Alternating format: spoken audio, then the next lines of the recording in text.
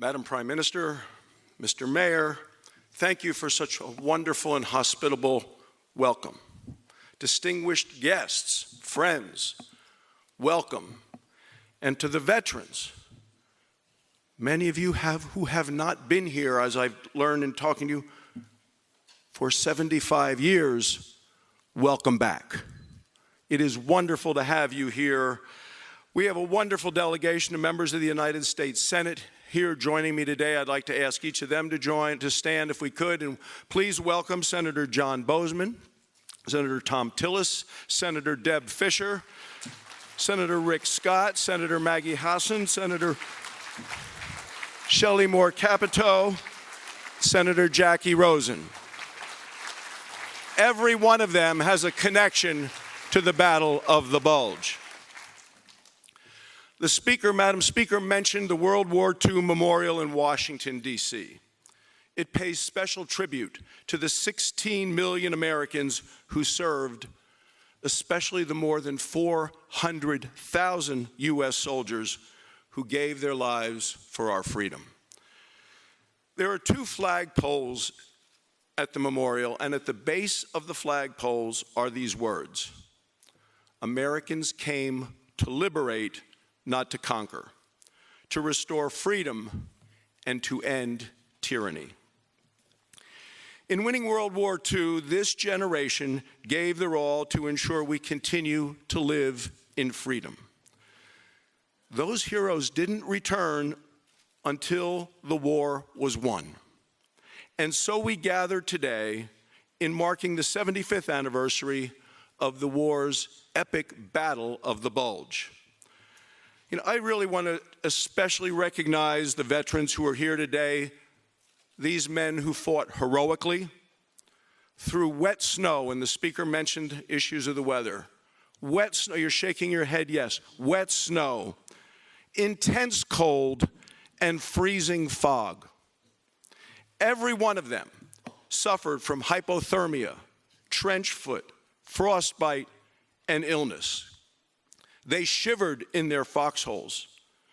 They shivered from the frigid conditions, but never from fear.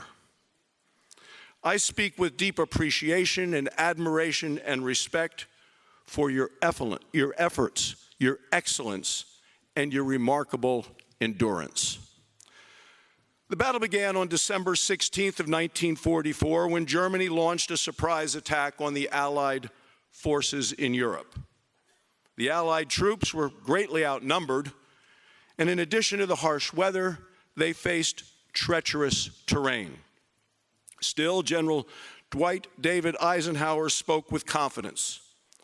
He said, "United in this determination and with unshakable faith in the cause for which we fight," he said, "we will, with God's help, go forward to our greatest victory."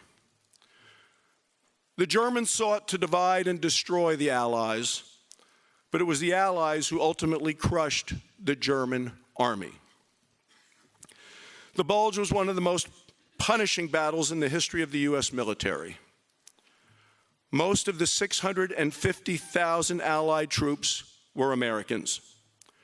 From December 16th of 1944 until January 29th of 1945, the Americans suffered 75,482 casualties, 8,407 were killed. The brave soldiers who fought in this brutal battle saved the free world.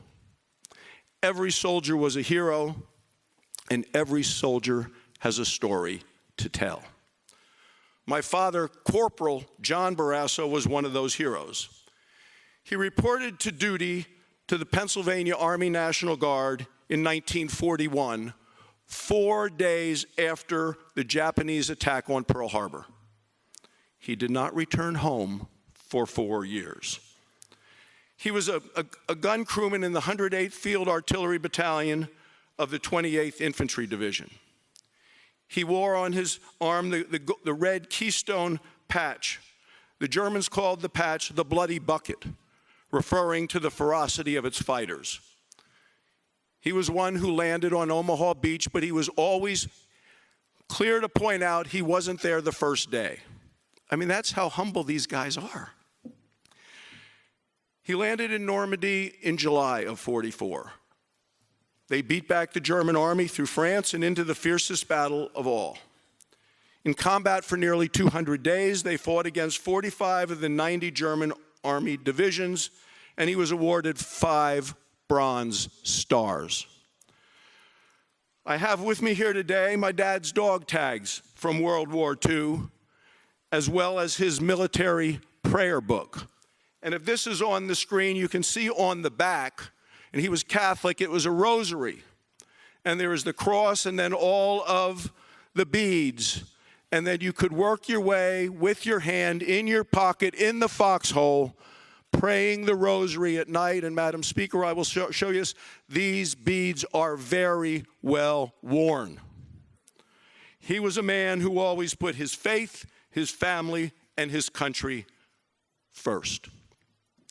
So on this, the 75th anniversary of the Battle of the Bulge, we honor the heroic and the selfless efforts of our armed forces. Their triumph over evil speaks to their core values of courage, character, and commitment. We will forever give thanks for all of our World War II veterans and their families. We will never forget those who made the ultimate sacrifice, and we will always remember the valiant Allied forces who saved the free world.